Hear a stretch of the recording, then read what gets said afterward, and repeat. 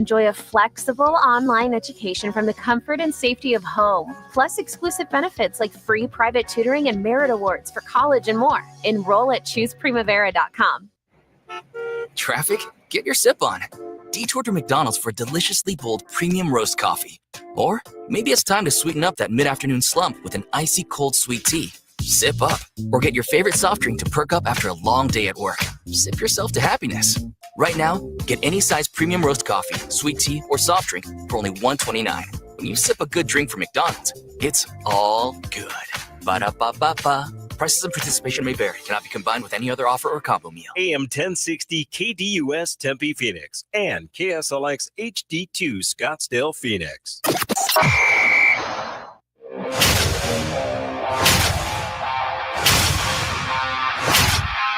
It's the lunch break. A tale of two all-star weekends. Welcome in to the Monday edition of the Lunch Break, live on KDUS AM 1060. Always on the KDUS AM 1060 app and on the KDUS AM 1060 YouTube channel. We are in that weird pocket of time. The NHL's on break. The NBA's on break. Baseball has not started yet. Football is in the rearview mirror for at least a small bit of time. So we are in the upside down. Not a whole lot going on. A lot of big picture conversation. There was some stuff that happened over the weekend. Some of it really awesome. Some of it really embarrassing. So that's where we'll start today's program. Time for our top story of the day. It's the Daily Special. Two sports, both having their quote-unquote all-star weekends. One sport looked like an adult. One sport looked like they took their all-star weekend seriously. The other looked like it was the opening weekend your freshman year at college, when there's all sorts of partying and pomp and circumstance, and we've got this going on, we've got that going on, this opening night concert here, this little marketplace going on here. The NHL and NBA couldn't have had two polar opposite weekends if they tried. And both sports tried this weekend. One sport looked like the adult. One sport didn't. The NBA All-Star Game and All-Star Weekend was a joke, was laughable. The tweaks that Adam Silver attempted to put in, and this is tough for me to say, I think Adam Silver, the best commissioner of the four major sports. I think the commissioner that has the best pulse on where the sport is and where the sport needs to be. Not this past weekend. He looked like somebody behind the eight ball. Not ahead of the curve, but behind the curve, which is rare for him. He seems to always be in front, not this weekend. Not with whatever they called that All-Star game last night. Their tournament that saw us have 3 games. And I'll tell you, most of the time, not watching basketball. Most of the time, watching commercials. Most of the time, watching concerts and celebrations for broadcasters. Not that there's anything wrong with recognizing the TNT crew for what they have done for the game of basketball. But the basketball itself yesterday, few and far between. I found myself having the game, the All-Star Games tournament, whatever you want to call it, on last night. Constantly found myself distracted by something else. Had the game on mute. Didn't need to hear Kevin Hart. Didn't need to see Mr. Beast give away $100,000. I didn't need to see any of that last night. I'm about to play you a cut from somebody who took in those festivities last night. I think it is saying something, the fact that I agree with a large part of what this man had to say. You work all year to be an all-star, and you get to play up to 40, and then you're done. This is so unfair to Victor Wembanyama, who just took this game really seriously, Shai Gilgeous-Alexander, who just took this game really seriously. When you talk about chasing after the points records, Melo and Kobe and all these guys who've had great scoring nights, they don't get the opportunity to do that with this game. Also, we can watch some rising stars We're about to watch the Olympic team. Now we get the treat of watching the Olympic team play against a U19 team. Come on, what are we doing? When Draymond Green is saying things that I agree with, you know you've had a bad weekend. He's not the right messenger for this because it's his generation of players that have led us to this. But let's not pretend like before Draymond Green, the All-Star game was the be-all, end-all of the NBA. The All-Star game has been on a slow decline for a very, very, very long time. So when my takeaway from a weekend is that Draymond Green is saying things that I agree with, when Draymond Green is making good points, when Draymond Green sounds like the voice of reason, that's when you know you have a problem. That's when you know your sports all-star weekend, it's just out of whack. It's just not, priorities are not there. I remember more about last night of the amount of commercials, the amount of breaks, the amount of non-basketball stuff that took place than I do memorable moments from the All-Star game. Because while that was happening on Sunday night, this was happening on Saturday night. McKinnon and Stone in this game, and they come close a couple of times. Here's Crosby. Now it's Larkin with a burst of speed. He scores! Dylan Larkin in transition gives the United States the lead for the first time tonight. Does that sound like a game that didn't matter? Does that sound like a game that took place during All-Star weekend? That sounded like a crowd you would hear at a Stanley Cup final. Let me let you in on a little secret, everybody, to start your week. The Four Nations tournament that the NHL has rolled out for their All-Star weekend and the festivities that the NBA put on in the Bay Area this past weekend, they mean the same amount. The Four Nations is an invention. This is the first year it's being done. It only has 4 countries. It's not a true representative world championship. It's not a true representative World Cup, yet it feels way more impactful. They've commissioned a brand new trophy. They've commissioned this brand new event. Before this year, 4 nations didn't exist. And yet I felt like Saturday night when I was watching USA Canada, like I was watching Olympic hockey, like I was watching the World Championships. It means absolutely nothing. These players aren't getting paid millions of dollars to do this. The trophy they win, yes, you want to call yourselves the first 4 nations champion. You can add that to your bio. It's not an Olympic gold medal. It's not a world championship. It means just as much as the NBA All-Star weekend. Yet one sport was able to do something that every other sport is trying to do. They got taken seriously during their All-Star weekend. Why? Because they gave up on the All-Star thing altogether. They said, you know what? The idea of an All-Star game, the idea of an All-Star competition, it's old school. That's the 80s, the 90s, the early 2000s. That's not modern sports anymore. Modern sports is competition. Modern sports is country against country. And don't tell any of those US, Canada, Sweden, or Finland players that it doesn't matter. They aren't playing like it doesn't matter because they are representing their country. It is always an honor to don your country's colors, and you want to show out for your fan base. They put it in a perfect city in Montreal. You know how Canadians are about their hockey. The U.S. has a really good team. They've already clinched their spot by beating Canada the other night. They're in. They've won their first 2 games. They play later on tonight. They're sitting guys because they already have locked up their spot in the championship game. See how I'm talking about this 4 nations? Feels like it's an actual break like the NHL used to have when guys would go play in the Olympics. And on the other side, the NBA embarrassed themselves this weekend. Embarrassment. 4.4 million people tuned in to watch USA Canada. What do you think the ratings are going to be for last night's All-Star game? Cannot wait to see what those numbers look like. Cannot wait to see if the NHL beat the NBA head-to-head last night. I'm sure there were some people that tuned in last night, like myself, wanting to give the NBA All-Star Weekend, wanting to give the NBA All-Star Game, this new format, a good, honest try, it took forever to get to the actual basketball. And then the actual basketball product stunk out loud. You got players who, they're not trying. I don't blame them. Why do you try? There's nothing to try for. Yet, I look back to the night before, and I'll be honest, I didn't watch any of the three-point contest. I didn't watch any of the dunk contest. I saw clips on social media of what Mac McClung did in his three-peat bid. Saw that. I was glued to the television for USA Canada. I cannot say the same for last night's NBA All-Star Game. The NBA should be embarrassed.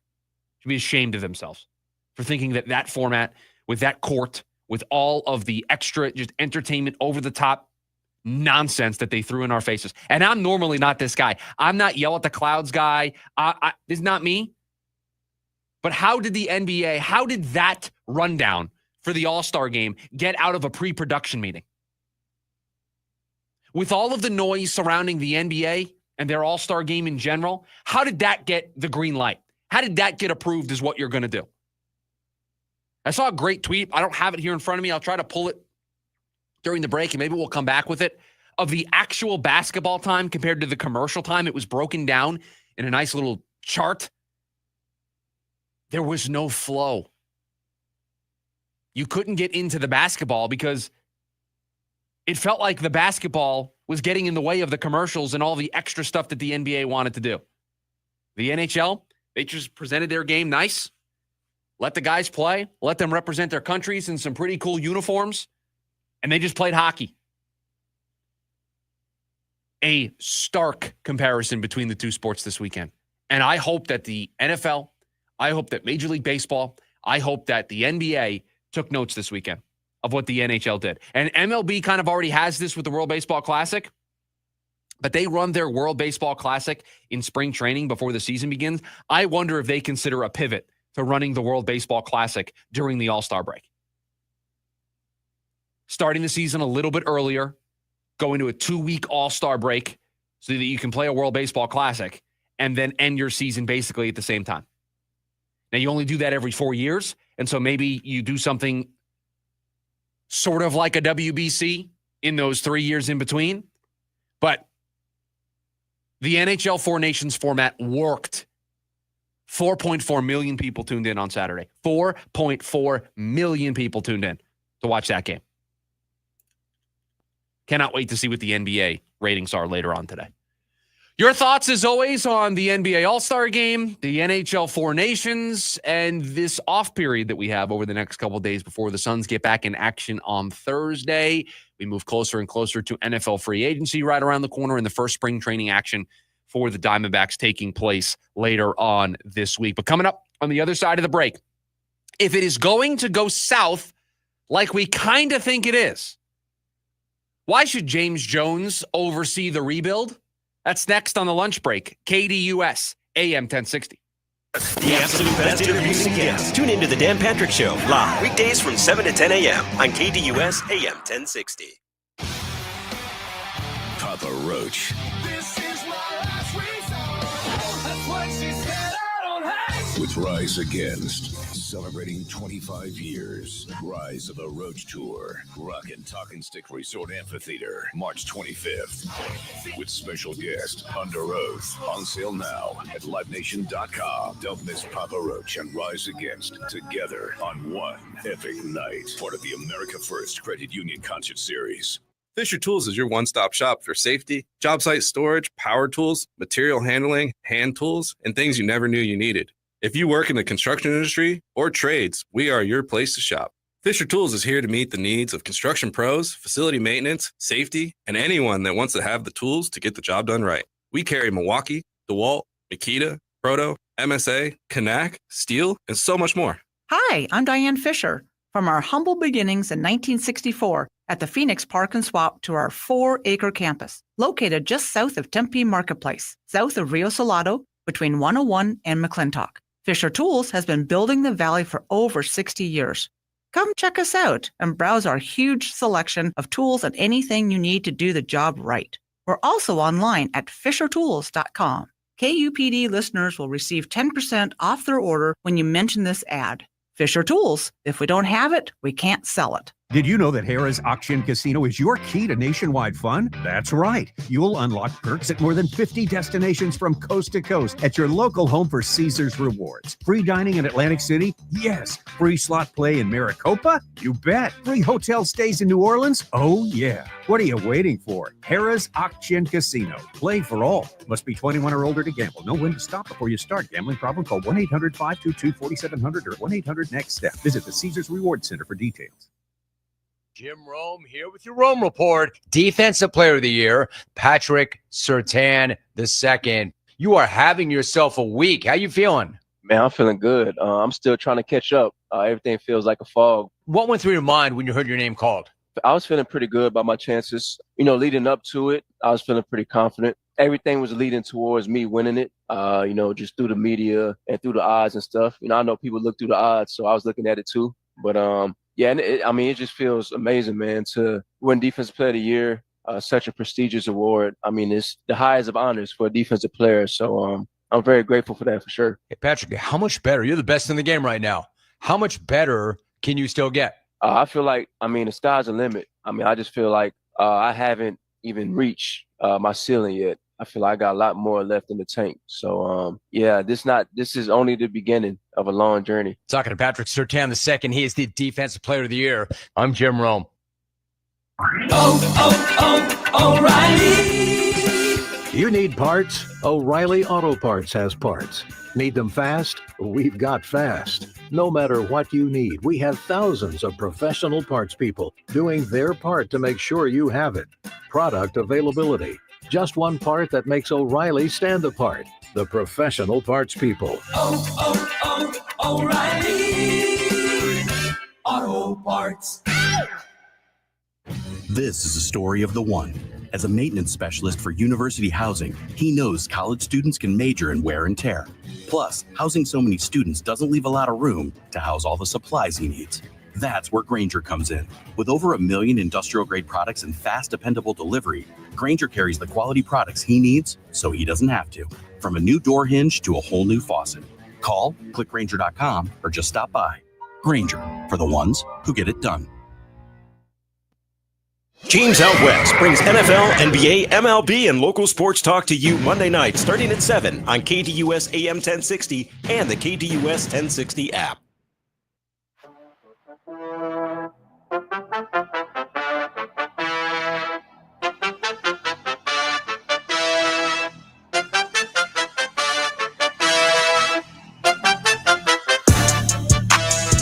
I found a tweet during the break. The 3-hour All-Star game saw 42 minutes of actual basketball. The NBA subreddit broke down how this worked itself out. The intro with commercials was 30 minutes long. There was a pregame conversation on the court that was 10 minutes long. Game 1 was 12 minutes total, 10 minutes and 0 seconds of actual game time. Then Mr. Beast giving away $100,000 to somebody if they could hit it one shot before Damian Lillard hit 3. And by the way, Damian Lillard, no chance Damian Lillard was going to hit the third shot. He was just going to start probably chucking the ball into the third row because you're not going to be that guy that stops somebody from winning $100,000. That took 5 minutes. Game 2 was 16 minutes total, 12 minutes and 54 seconds of actual game time. Then there was a 6-minute musical performance. There was a 9-minute Inside the NBA tribute. And then game 3 was 14 minutes total, 10 minutes and 40 seconds of actual game time, 6 minutes of a postgame, and 22 minutes of analyst desk game intro segments, in total 22 minutes. The ads were a total of 80 minutes. There were 42 minutes of actual basketball in a 3-hour All-Star game. Again, I don't know who signed off on that being the format of having all of those breaks, having all of those performances, having the tribute. I get wanting to do the tribute, and I really have no issue with it on the surface. But a 3-hour block of time that I sat aside last night, I saw 42 minutes of basketball that wasn't even good basketball. Wasn't even high-quality basketball.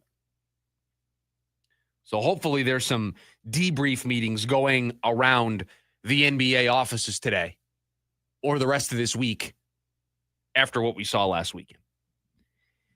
If this Sun season is going to go south, if it's going to turn sour, we'll talk a little bit in hour number 2 of the program of this being probably the week where we'll learn if it's going to go south or turn sour, because it might do so in a hurry this week.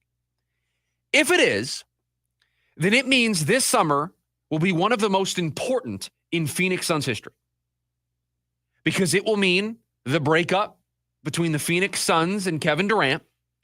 It will mean, I don't know how serious, but it will mean the idea will be brought up of trading Devin Booker.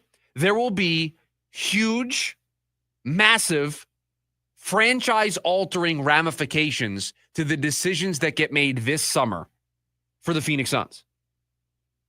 When this season is over, if they miss the playoffs, if they're not a play-in team, if they're below 500, it's going to be a failure, and you are not just going to run it back. You might be getting a new head coach. You're trading Kevin Durant. You might be trading Devin Booker. You might be making huge changes to this team. That's what happens if this goes south. That's what happens if this team doesn't make a play-in tournament, doesn't win in the play-in tournament, doesn't win in the first round, upsets a Oklahoma City or a Memphis or one of the top seeds that they might draw in the first round. Everything's going to be different.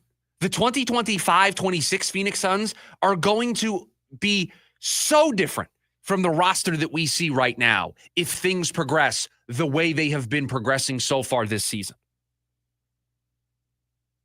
So you need to trust and believe in the person that is going to oversee an offseason of that magnitude. You get one shot at making this right.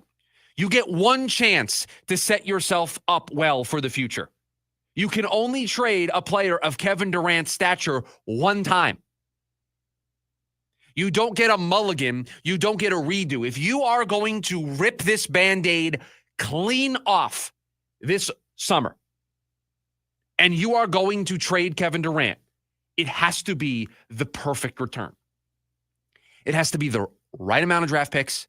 It has to be the right type of young assets and players to bring in here to help speed this rebuild up. There is nothing about the current setup for the Suns that tell me they want to go down the path of the long, drawn-out Philadelphia 76ers era rebuild.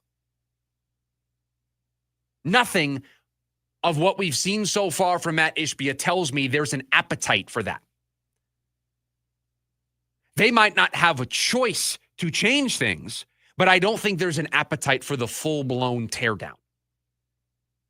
So if you aren't interested in the full-blown teardown, if you aren't interested in everything that isn't bolted to the foundation of the house being removed, then you have one chance to get this right. You have one trade chip that helps you get yourself on solid footing for the next iteration, the next era of Phoenix Suns basketball. That's it. You get one swing at this. There's no mulligan that you get afterwards. If you mess up the Kevin Durant trade, you then have the option of trading Devin Booker. You know Bradley Beal's not going anywhere for the remainder of his deal.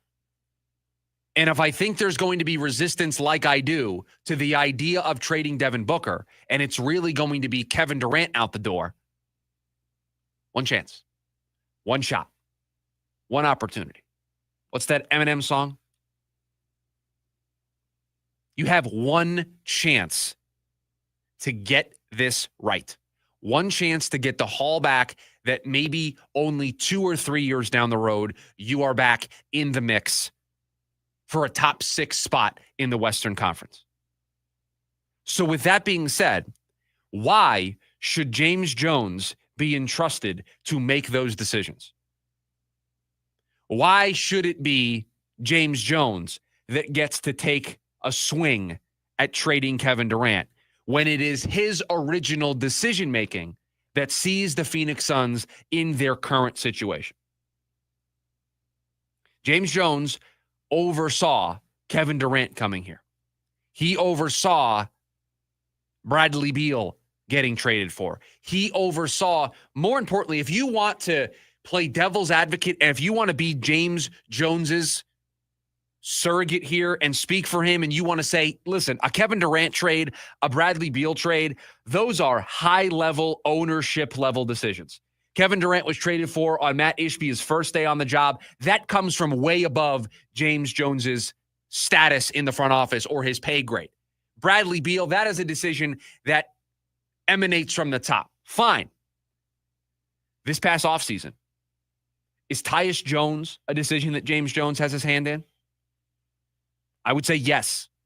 He has a hand in that decision. He has a hand in the role players, in the bench. He has a hand in picking out the coach that is going to be brought in here. He has a say in those decisions. And we are wondering if they made the right decision at coach. We've told you that it's time to end the Tyus Jones experiment. That's done. There needs to be a new point guard on Thursday in the starting lineup when they take on San Antonio. But I'm not going to hold my breath. I'll believe that when I see it on Thursday.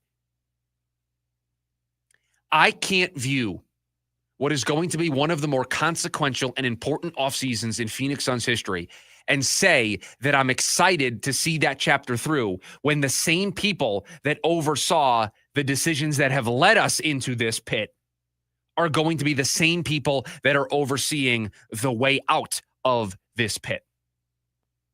James Jones oversaw this mess. Why should he be given the keys to drive out of it? And if you want to say that it's not all James Jones, then we have a bigger philosophical question that needs to be asked and only answered through actions that we'll see in the summer. Do you trust Matt Ishbia? Do you trust ownership to get this right? Because if you want to tell me that it doesn't matter who's the president of basketball ops, that everything emanates from Matt Ishbia's office, I think I'm more concerned. I think I'm more worried. And mainly because and we started to see it at the deadline, but part of me feels like they stumbled into it, that they accidentally made the right decision. We said this a couple of weeks ago. I don't know if I trust them to make the right decisions right now. I don't know if I trust them to maximize the asset that would be Kevin Durant if they choose to move on from him in the summer. And we are barreling down towards moving on from him in the summer. So it's going to take actions, not words. It's going to take us living through this retool in the summer. But as we barrel closer and closer to it, with each of the 28 games that comes off the calendar, that gets removed from play, we move closer and closer to a true inflection point. Has this Suns front office learned from its past mistakes, or are they doomed to repeat their history? Are they doomed to fall into the same pitfalls that they did when putting this iteration of the team together? And the worst part is, I don't know. But what I do know is I don't think I want to see James Jones oversee this. I don't want to see the guy that's been the president of basketball operations for the last couple of years that has seen us into this mess be the person that gets the opportunity to see the team out of it. I don't think he's earned that opportunity. I don't think he's the right person for that opportunity. His decision-making up until this point, questionable at best. Is Ryan Dunn a nice draft pick? Absolutely. Was Oso a nice developmental pick? Absolutely. Credit where credit is due. It's not all negative. There are some positives. But big picture here, we're talking big picture, franchise-altering stuff. The franchise-altering moves that this team has made in the past, Kevin Durant, Bradley Beal, the coaching decisions, trading DeAndre Ayton, all of that stuff, we would grade it out as an F. We would grade it out as shouldn't get another chance down the road. Coming up on the other side of the break, how much pressure is there on the Diamondbacks in 2025? We'll explore it next. It's the lunch break. KDUS AM 1060. The Dan Patrick Show improves your mornings. The DP Show airs from 7 to 10 a.m., adjusting to that time change. Okay. Get your radios locked 7 a.m. on KDUS AM 1060. Ghost World Tour 2025.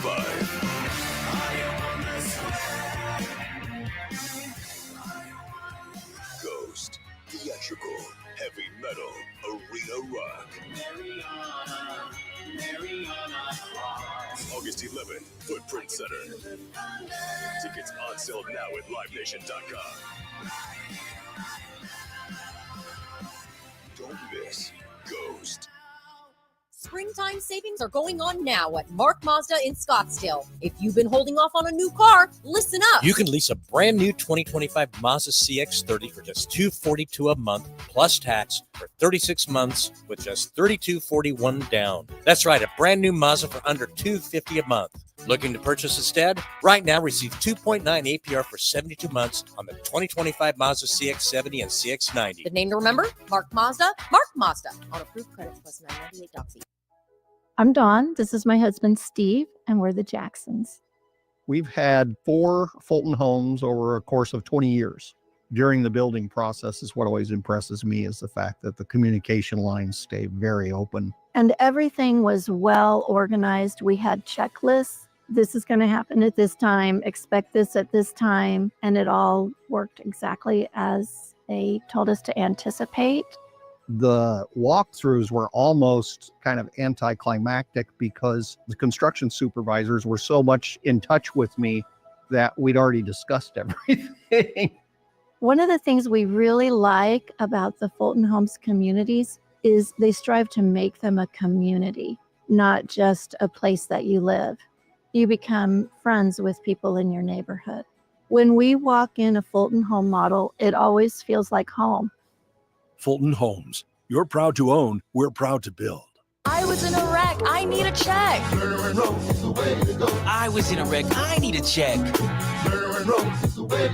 was in a wreck. I need a check.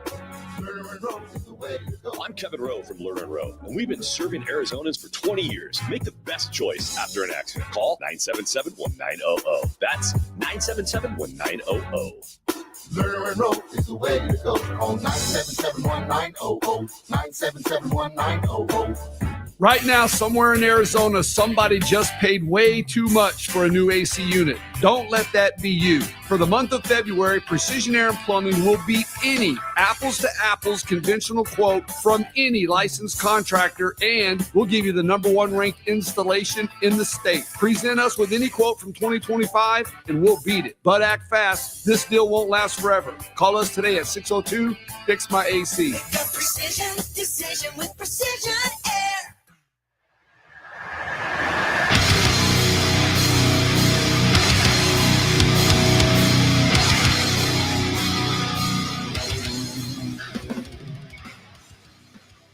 This week, the Diamondbacks will play their first spring training game as we move closer and closer to opening day and seeing this Diamondbacks team that has the highest payroll in the history of their franchise take the field to try to bounce back from an 89-win season that saw them miss the playoffs last year. So with that as the backdrop that they're going to play baseball under for 2025, how much pressure is on this team this year? And I would say it falls into 2 distinct buckets: nationally and locally.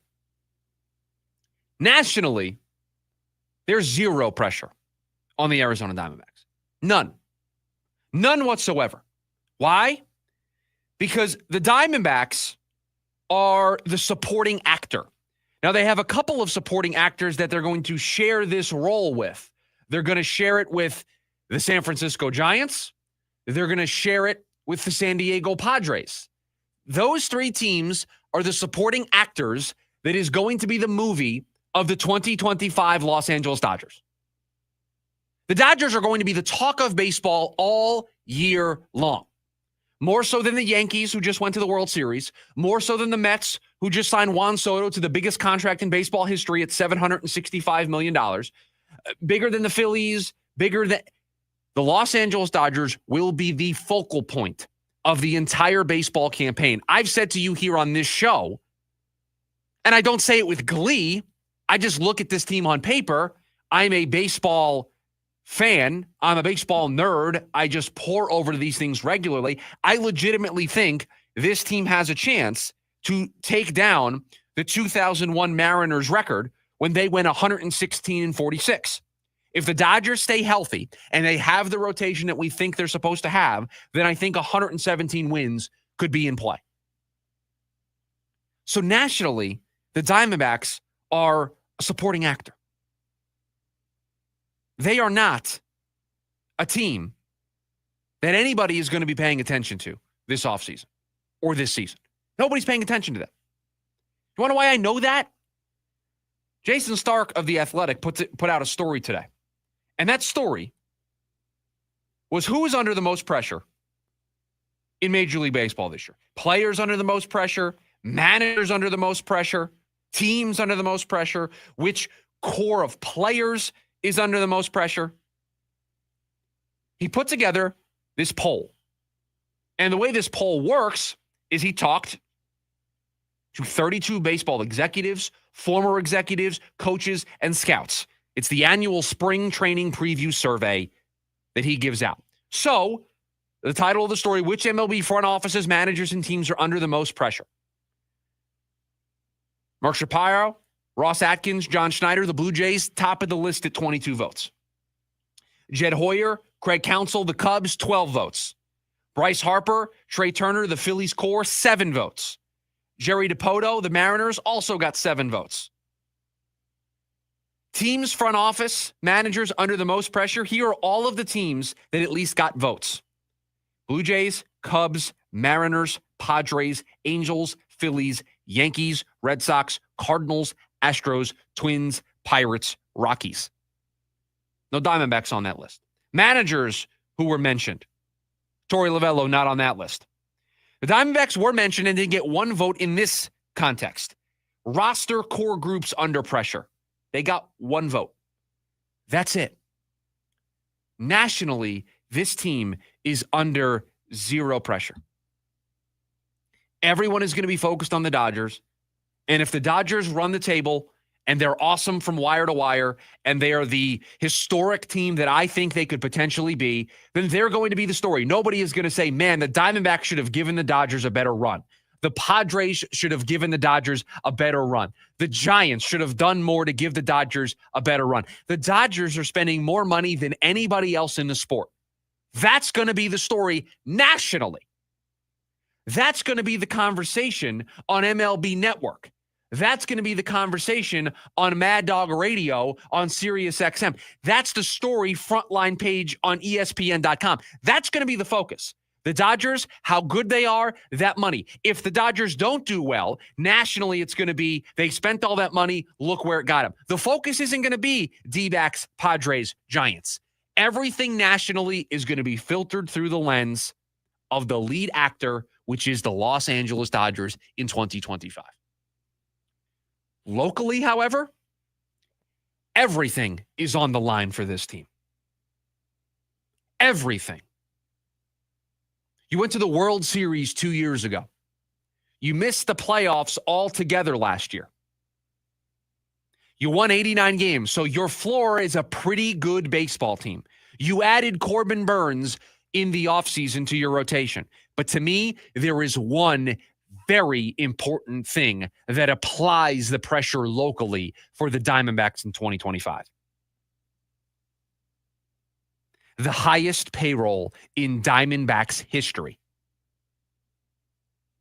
If Ken Kendrick's bet, and that's what it is, he has made a bet on Mike Hazen, Torey Lovello, and the roster that they have put together over the last couple of years. That bet, I can spend more money than I'm probably comfortable spending because we're going to find ourselves in the playoffs once again, and I'm going to have those playoff gates, and I'm going to have that playoff revenue, and I'm going to be able to, not necessarily in 2025, but perhaps in 2026 and in 2027, reap the rewards of that sustained success. My season ticket sales might go up. My merchandise sales might go up. It might parlay me into a nice TV deal. Whenever I'm able to get that done with Major League Baseball, that's the bet that Ken Kendrick is making. And he's made it now for 2 straight years since the Diamondbacks made it to the World Series. Year 1, it didn't pan out. 89 wins, and they missed the playoffs. That could have been the perfect excuse to find the exit ramp. That could have been the perfect reason to slash payroll, to bring it back more in line to what we have seen from this team over their history here in Arizona. Ken Kendrick didn't do that. He doubled down. He said, I believe in Mike Hazen. I believe in Torey Lovullo. I believe in Corbin Carroll, Ketel Marte, Eugenio Suarez, Jordan Lawler, Zach Allen, this young core of players. I believe in this group. Won 89 games considering all of the circumstances that plagued them pitching-wise last year. I believe in this team. I'm doubling down. The payroll will increase. If you miss the playoffs for a second consecutive year, I don't think Ken Kendrick is going to speed by the exit ramp this time. That's why there's pressure on this team locally to make noise in 2025. I don't know if it's a hard and fast playoff mandate, but if this team wants to have payrolls that are in this neighborhood or at least close, I was the goofball that on the radio said they weren't going to keep last year's payroll. I didn't think we were going to live in a world where they were going to carry that number for 2 straight years. I was kind of right. They went higher. If you want it to be 3 straight years of payrolls in this neighborhood, in this tax bracket, in this zip code, then the on-the-field product has to lead to the playoffs. It has to lead to playoff series and home games at Chase Field. The bet has to get a return on its investment. So nationally, nobody's going to pay attention to the Diamondbacks. They're going to pay attention to the Los Angeles Dodgers. Locally, if you want to see this team continue to be relevant, if you want this team to potentially be the last saving grace that we have here with the 3 sports franchises that we have right now, we know how the summer's going to be for the Phoenix Suns. We know how much of a roller coaster ride that's going to be. I'd like to have some pretty good baseball to watch. If that's going to be the case, if we are going to continue down this path of having these high payrolls, there's going to be pressure on this team to come through this year and to punch their ticket into the playoffs. There is a lot on the line for this team and their future. If they want to continue to compete, at least somewhat, in this range of a payroll, you have to present to Ken Kendrick a return on that investment. You have to present him with the case that says this is working. Your investment is paying off. The on-the-field product is good, which means the bank accounts for the Arizona Diamondbacks are pretty healthy as well. Coming up on the other side of the break, I'm not sure we understand how rare it is to have players like Bradley Beal and Jordan Montgomery.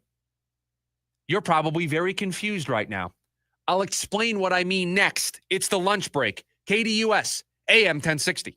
The NAIA, JUCO, small college, high school sports, and you. Listen to Vince and Friends with the Varsity Sports Show here on KDUS AM 1060, Saturday mornings at 9 a.m. Breaking news coming in from Bet365, where every nail-biting overtime win, breakaway, pick six, three-point shot, underdog win, buzzer beater, shootout, walk-off, and absolutely every play in between is amazing. From football to basketball and hockey to baseball, whatever the moment, it's never ordinary at Bet365. Gambling problem? Call 1-800-NEXT-STEP. 21 plus only. Must be physically located in Arizona. 9 Inch Nails.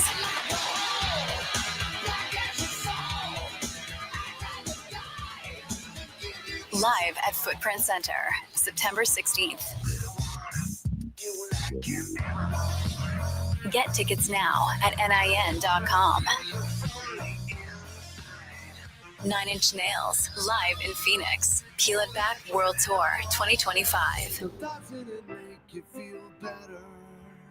It's the perfect time to elevate your home at the Living Spaces President's Day event, where you can start fresh and save big. Lounge in style on sofas starting at $350. Enjoy entertaining with dining sets starting at $295, and rest easy with queen beds starting at $195. Plus, pay no interest for 24 months on select purchases with your good credit and get free shipping as soon as next day. Don't miss incredible deals during the President's Day event, only at Living Spaces. Living Spaces. Let me introduce y'all to my canes. We got chicken fingers. They hit the spot, did they? Fries are golden crispy, Texas toast crunchy, and they cane sauce creamy rich. One love.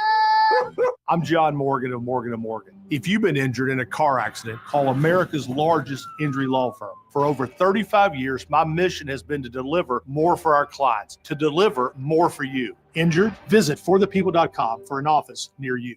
Listener rewards for you with the KTUS 1060 app. Download today to hear all of the national and local shows you love. That's the KTUS 1060 app.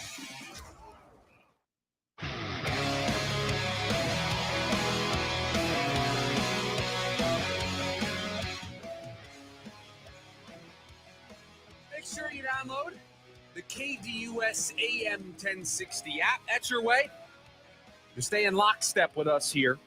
You can take the lunch break with you on the go. You can take all the shows here on KDUS AM 1060 with you on the go. Just download the KDUS AM 1060 app today and take it one step further. Make sure you register and you're logged in while you're listening. A chance to, throughout the year, win some stuff from listening on the KDUS AM 1060 app. So download that today. Bradley Beal and Jordan Montgomery. I'm going to tell you why it's rare for us to have players like Bradley Beal and Jordan Montgomery, not just here in Arizona, but in sports in general. And you may be thinking to yourself, Chris, why do I care about comparing Bradley Beal and Jordan Montgomery? Bradley Beal, that trade has been a disaster for the Phoenix Suns. Jordan Montgomery, that signing, a disaster for the Arizona Diamondbacks. That's not my words. Those are the words of the owner of the team, calling it a disaster. So why am I going to paint a rosy picture for these two players? Well, I'm going to take you back. I'm going to tell you a story. Friday, we get done with the show. I'm finishing up some work here, and I start to drive home. And I think I've shared before, I live down in Maricopa, so it's about a 45-minute drive for me to get back home. And on Friday, normally the traffic's a little lighter. But as I'm driving home, I noticed that traffic wasn't necessarily moving the way that it normally does on a Friday. So I decided, and this was mistake number one, I didn't listen to the GPS. I said, no, I don't trust you. I'm starting to see a backup on this road. I'm going to go a different way. The moment that I stayed on the path that I was on, thinking that I could maybe do the loop around, I added an hour to my drive home. And I'm not exaggerating. It was an hour that I added to my commute. So I had a lot of time in the car to listen to sports content, to podcasts. I had a lot of time. And I check back in with my New York side, born and raised there. I check in pretty regularly of what's going on there in New York. And on Friday, there was a lot of talk about a pitcher for the New York Yankees. And that pitcher was Marcus Stroman. Marcus Stroman did not show up to pitchers and catchers reporting when everybody else did, although was not late according to the terms of the collective bargaining agreement. But it was noticeable that he wasn't there when everybody else was there. He showed up the next day. He was asked about it. He talked about it. Just said that, just had his own schedule, had his own timeline, was here when he was supposed to be, wasn't late, just that this is what he wanted to do. He's had conversations with his teammates, had conversations with his manager, Aaron Boone, had all those conversations.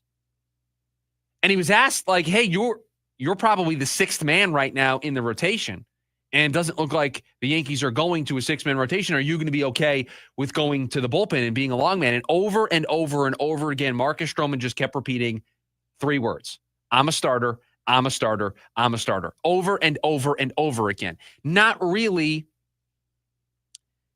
endearing himself in the early goings of spring training, kind of causing a little bit of an issue because maybe you're not up to date on the New York Yankees. He was on the team last year, didn't make their playoff rotation, didn't make their playoff roster. And this year, they signed Max Fried. They still have Garrett Cole. They have Carlos Rodon. They don't need him in their rotation. So he's probably the odd man out. So it's going to cause a little bit of a stir this spring. Why do I talk about Marcus Stroman? Well, you can probably see the parallels there. Marcus Stroman, a little disgruntled about things, can kind of see the writing on the walls that he may not be in the mix for a rotation spot. So he shows up not late, but one day after everybody else. And when he meets with the media, he doesn't do a great job of diffusing the situation that's brewing there in New York, down there in Tampa. Jordan Montgomery, his signing was called a disaster by the owner. What did he do? He showed up when everybody else did.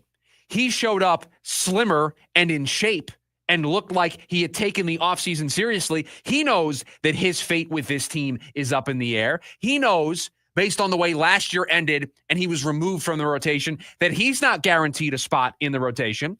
But he showed up to camp with everybody else. He showed up to camp in shape. He's saying all of the right things. He was asked about the comments that Ken Kendrick made. He said, I've got older brothers. I'm used to that type of banter. Doesn't bother me. I'm just going to focus on pitching. When he's asked about, being a starter, he goes, I'd like to be. That's what they're paying me for. They're paying me a lot of money to be a starter. Saying all of the right things. There's a difference between those two situations. There's a difference between the way Marcus Stroman conducted himself and the way Jordan Montgomery conducted himself. There's a difference between the way Bradley Beal conducted himself when he was moved to the bench and trade rumors surrounding Bradley Beal never went away. Jimmy Butler wanted out of Miami, and look at the way he conducted himself. 3 suspensions before he got traded to Golden State. 3 suspensions. Sent away from the team. Stormed out of a walkthrough before a game, leading to the 3rd suspension, leading towards getting traded to Golden State, leaking out the places that he didn't want to go to, leaking out that he only wanted to go to Phoenix, making it difficult for Miami to try to find a trade partner for Jimmy Butler. Bradley Beal didn't do that. Bradley Beal didn't throw a fit. Bradley Beal didn't storm out of a walkthrough when he was told that he was moving to the bench instead of being in the starting lineup like Jimmy Butler did. He kept his head down, and he tries to be the best teammate that he can be for his team. Now, there's no debate. He needs to be better, and he hasn't been the player that I think the Suns wanted him to be when they traded for him. It's not working, right? The big 3 has not worked here in Phoenix. We're aware of that.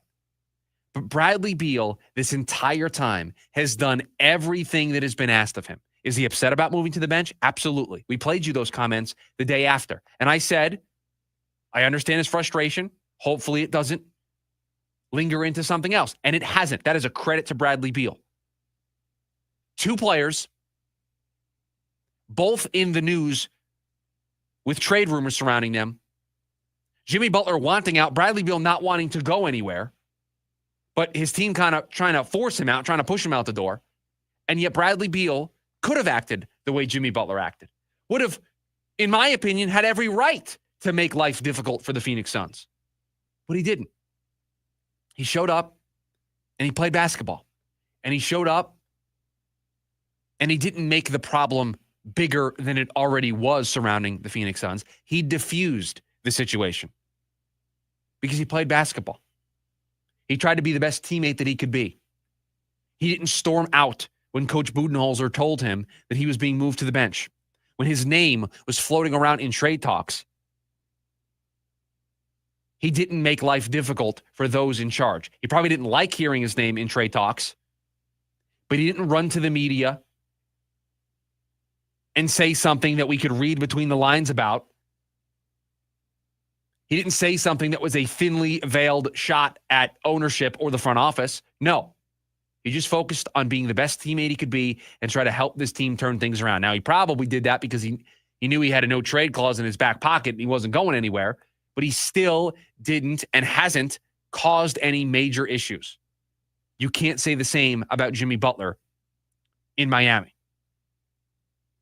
Just like Marcus Stroman did absolutely nothing at the start of spring training to diffuse the situation that was brewing around him, or Jordan Montgomery did everything in his power to diffuse the situation, the awkwardness that surrounds him being at spring training right now. That's a surprise to a lot of us. Not many of us expected Jordan Montgomery to show up to spring training, mainly because we didn't think he was going to be a member of the Diamondbacks. But he is, and he showed up, and he tried to diffuse a situation. So the point I tried to make in the tease is it's rare in today's day and age to have players like Bradley Beal and Jordan Montgomery. It's a bad situation that both of those guys are in. It's not the ideal situation. You think those guys are overall happy with their current situation? I know they're both making a lot of money, but you think Bradley Beal enjoys being on the bench? You think Bradley Beal enjoyed being the subject of trade rumors for weeks and months on end? Do you think he enjoys hearing that people want him out of Phoenix, don't want him on this team? You think that's enjoyable? Remember what happened with his family right before the trade deadline at a home game. You think it's enjoyable what he's going through? No. But you wouldn't know it. Jordan Montgomery's boss, the guy that signs his checks, said that the signing was a disaster, took blame for that signing, put it all on him. That guy, Jordan Montgomery, still on the team, had to show up and answer questions, and he did so with class. It is rare in today's sports to have players, specifically two players in a market, handle themselves with the class that Bradley Beal and Jordan Montgomery have handled themselves in. We can pick apart their play, and we can say they haven't lived up to their contracts. That's fine. But listening to the Marcus Stroman situation on Friday just made me realize the two polar opposite ends of the spectrum that Jordan Montgomery is in compared to the situation that Marcus Stroman is in. They are in almost the exact same situation, and they are handling it completely on opposite ends of the spectrum. The same thing with Bradley Beal and Jimmy Butler. Both of those guys handled their names being out there. Now, Jimmy wanted his name out there. Bradley didn't, but handled them totally differently. It's rare. And I wanted to applaud Bradley Beal and Jordan Montgomery for handling themselves the way that they have over the last couple of weeks, and for Jordan Montgomery last week. Hour number one in the books. Coming up in hour number two, we'll start with this. Is this the week where we learn if the Suns still have playoff hopes? That's next. The lunch break. KDUS AM 1060.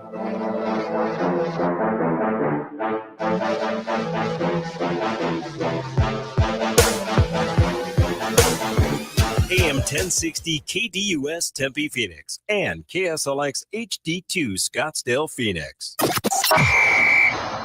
The annual Santan Ford President's Day sales event is going on now. For 4 days only, all of our new Ford cars, trucks, and SUVs are priced 1 penny above invoice. That'll save you thousands off MSRP. And with once-a-year special financing rates, there is no better time to get the vehicle you want. Don't miss the biggest sale of the year. There's only one Santan Ford President's Day sales event going on now. Ends Monday. Restrictions may apply. Does not include specialty vehicles. See Santan Ford for details. Pierce the Veil. I Can't Hear You World Tour 2025. Pierce the Veil. Live in concert in Phoenix. With Sleeping with Sirens and Beach Weather. Live at Talking Stick Resort Amphitheater, June 15th. Get tickets now at livenation.com. Part of the America First Credit Union Concert Series. By now, you've heard all of our ads. America's largest injury law firm. But what does that really mean for our clients, for you? It means that when you hire us, you don't just get a lawyer, you get a legal army, almost 800 lawyers alone. That army includes an entire legal team, specialist lawyers, investigators, and a 24/7 client satisfaction staff. Just like if you were going into surgery, you wouldn't trust one person to handle the paperwork, the scheduling, the anesthesia, and the surgery. Have you ever seen a surgeon operating alone and without resources? No way. Why would you trust a small firm with your case? Your case is a big deal to us. When it comes to law, size matters. We're America's largest injury law firm, Morgan & Morgan. Visit forthepeople.com for an office. This is Desert Diamond West Valley, where there's next level action and jackpot winning smiles all around. So get your shine on, light up the room, show us what it's all about. It's Love is in the Air. Every Thursday in February, take home up to $2,000. On the 27th, 2 winners say be mine to $10,000 cash. It's time to live the diamond life. Desert Diamond Casino West Valley. An enterprise of the Donald Autumn Nation. Bet with your head, not over. Call 1-800-NEXT-STEP. Welcome to Cooley Station by Fulton Homes in Gilbert, Arizona. Picture casual games of bocce ball with friends and grilling for the family under our community ramadas. Fulton Homes, you're proud to own. We're proud to build. AM 1060 KDUS Tempe Phoenix and KSLX HD2 Scottsdale Phoenix.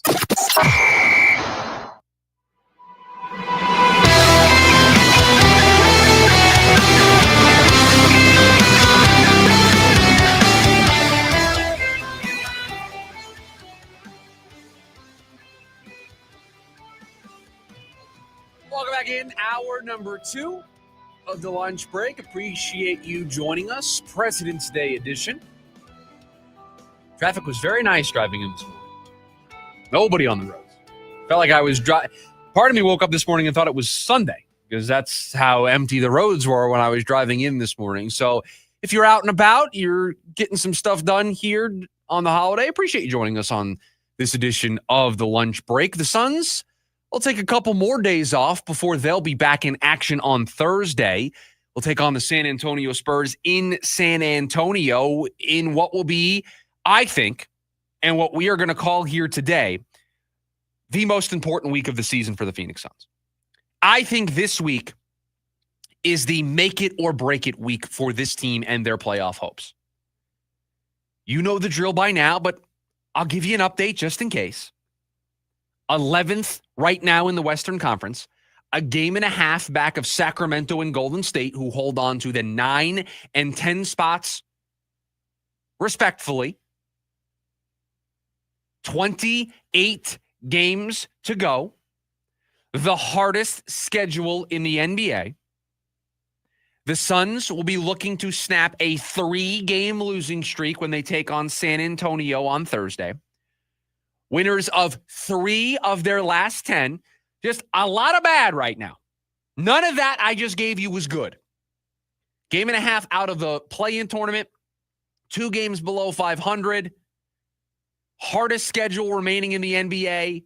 Losers of 3 in a row. 3 of their last 10. A lot of bad right now for the Phoenix Suns.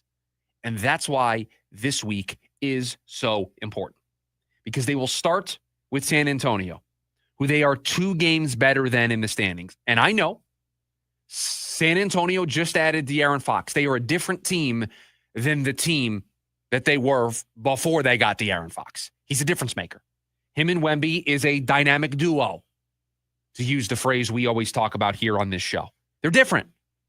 They're going to present a challenge for the Phoenix Suns.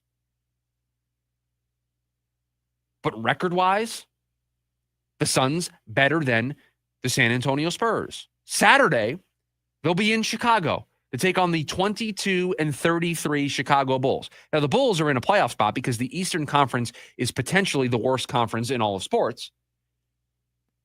The 7 through 10 seeds are all teams below 500. The Chicago Bulls have a 400 winning percentage. They're going to be a play-in tournament team.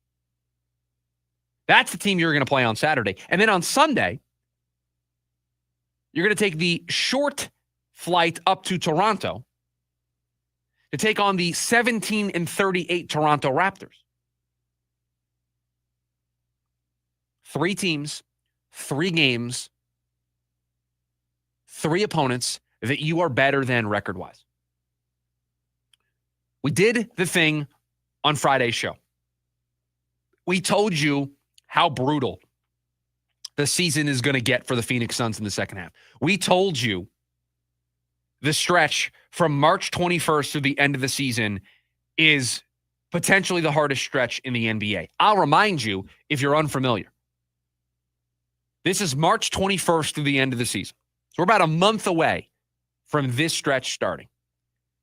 Home against Cleveland, home against Milwaukee, home against Brooklyn, at Minnesota, home against Houston, at Milwaukee, at Boston, at the Knicks, home against Golden State, home against Oklahoma City, home against San Antonio, at Sacramento. You take off the San Antonio and Sacramento game.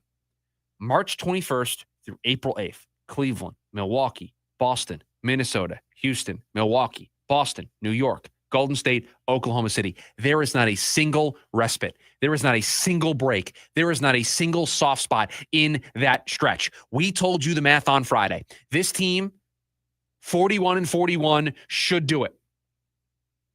41-41 should get the job done. That should be able to allow you to sneak in as the 10 seed. That means 15. 15 is the magic number for the Phoenix Suns. I just read you a stretch that I don't think it would actually play out this way, but it's a legit possibility they don't win a single game in that stretch. Let's count up the number of games there and tell me if it's not a possibility. Milwaukee, Boston, Minnesota, Houston, Milwaukee, Boston, New York, Golden State, Oklahoma City. That's 9 games. That is a 9-game stretch where it would not surprise me. I would not open the show completely caught off guard that if they lost 9 in a row. Again, I don't think they will. They'll steal something in there. Houston at home stands out to me. Potentially home against Golden State stands out to me as 2 that they could steal. But that's it. That's the season right there. You got to get to that stretch with a lot of this work already having been done, with a lot of those 15 games that we talk about already in your back pocket. Well, guess what? You've got 3 of those 15 this week. 3 of the magical 15, and there's not a lot in that 9-game stretch that we just talked about. We said maybe 2. So that means you got 2 of the 15 you need. That means you have to get 13 of the remaining 19 games that you're going to play. That is a tall task for this team. That's why this week is so important. That's why this week, to me, is going to be the make it or break it. And I hate to put this type of pressure on a team. I hate to set this kind of standard. This is a 3-0 week. If this is not a 3-0 week, if we get in here on Monday, February 24th, and we're recapping those Chicago-Toronto games, or we get in here on Friday and they lost to San Antonio, I don't see a world where they're going to get the 15 that they need. They're running out of those weak spots. They're running out of games where they are record-wise the better basketball team. There aren't that many options left. So this week, these 3 games against 2 clear opponents that you're better than. You're better than Chicago. You're better than Toronto. I don't care that you have to go on the road for the next 3. Most of your team, other than Kevin Durant and Ryan Dunn, have had some time off. You last played on Wednesday. So you've had a lot of time off to reset and to get ready for this stretch, to get ready for these important games. And you get Toronto and Chicago again right before that tough 9-game stretch. That's 5 of the 15. That's a third of the job done. It starts on Thursday. If this team can't get us to Monday, if they can't get us to Monday's show, a week from today, we are sitting here 12/10, February 24th, 2025. If we are not talking about a team that went 3-0 in this 3-game stretch, I don't know how you can believe that they're going to be able to get there. Now, maybe it won't take 41 wins to get into the postseason. Maybe.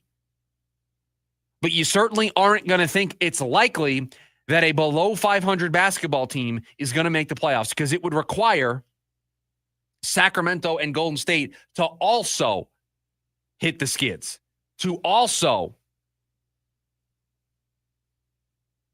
struggle and slip. This is the week for the Phoenix Suns. This is it. And so Thursday's game becomes very important. Saturday and Sunday's games, they become so important. And I would hate to call the Phoenix Suns season over on Friday's show if they lose to San Antonio. But I'd feel pretty close to open the show on Friday if they lose on Thursday in San Antonio. If they think about that game for just a second. You've had all this time off, other than Kevin Durant and Ryan Dunn. But you've had this time off. You know that this quote-unquote first half, the pre-All-Star break portion of your schedule, has not lived up to what you want it to be. You didn't want to be 2 games below 500. You didn't want to be the 11-seeded team in the Western Conference. You didn't want to be outside the playoff picture altogether. You don't want any of that. That is not what you signed up for when this team was put together. So you know the pressure that's on you. You know that you only have 28 games to make the change, to make the adjustments, to turn things around. If they come out on Thursday and they're flat and they lose, I'll put it on the record now. We are going to end the Phoenix Suns season on Friday's show. We're going to end it. And we are going to start to turn the page towards the offseason. How could you not? You have everything to play for. Your season's not done. You have a team, an opponent on Thursday that record-wise you are better than, that you have been better than all year long. You have to take care of business. If you come out and you're flat and there isn't the intensity that these final 28 games, these are 28 playoff games for the Phoenix Suns. That's what they are. They are 28 playoff-style games for the Phoenix Suns. There is little, if any, margin for error. We've said 15. They play 28 games. That means they have to go 15-13 just to get to 500. That's the magic number. 15. Do the math yourself. Look at the schedule. Maybe I'm not giving them enough credit for some games, but trust me, I gave you the tough stretch. They've got Denver again. They've got Dallas again coming up. Those games are on the road. They've got Minnesota again. They've lost 6 in a row to Minnesota. They've got 2 more with them before the season's over. Are they going to all of a sudden find it against Minnesota?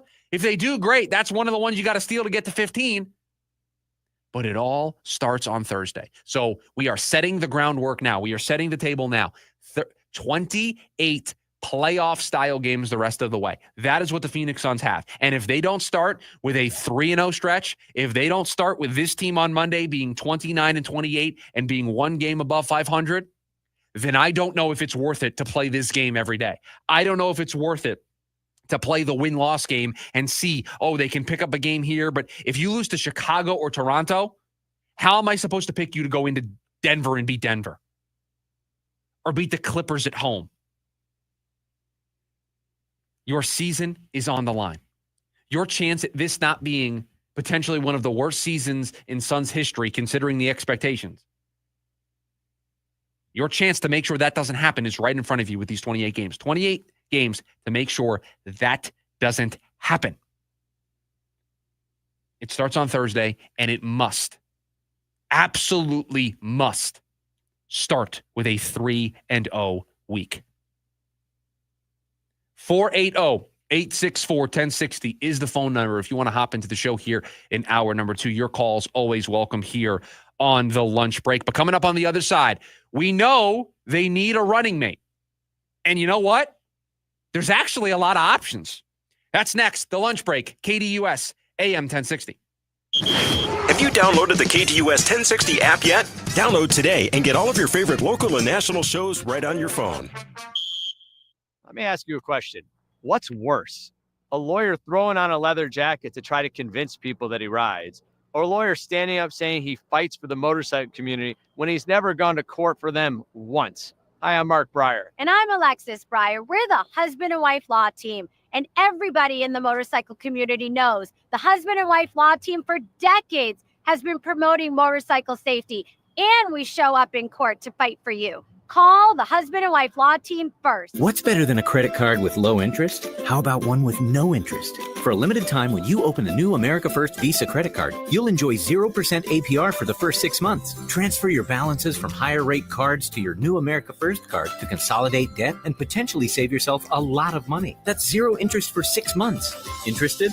Then hurry to americafirst.com to apply today. Introductory variable annual percentage rate is subject to membership, eligibility, terms, creditworthiness, change, and conditions. Other limits and requirements may apply. Federally insured by NCUA. Equal opportunity lender. Here's a definition of a win-win situation. Getting your windshield repaired or replaced and getting a guaranteed minimum of at least $100 all the way up to $375 cash back in your pocket. Time for you to check out New Vision Auto Glass. See clearly, drive safely. See what I did there? Give them a call at 480-210-9090 or go to newvisionautoglass.com to see what kind of incentives and cash back you qualify for. Look, the valley heat, potholes, flying rocks, it's only a matter of time until your windshield gets cracked or chipped. So why not get the experts to come to you? Repair or replace your windshield, give you instant cash back of up to $375 and give you dinner from Rodizio Grill. Wait, hold up. 30 seconds, $375, new windshield, dinner. You know what? I was wrong. It's not a win-win situation. It's a win-win-win-win. And it all starts with calling 480-210-9090 or going to newvisionautoglass.com, taking 30 seconds to fill out a form to get cash in your pocket, repair or replace your windshield, dinner at Rodizio Grill, and peace of mind. To me, the choice is clear. New Vision Auto Glass, proud partner of the Arizona Diamondbacks. This is Above the Noise. The Niners built their juggernaut the way every contender dreams,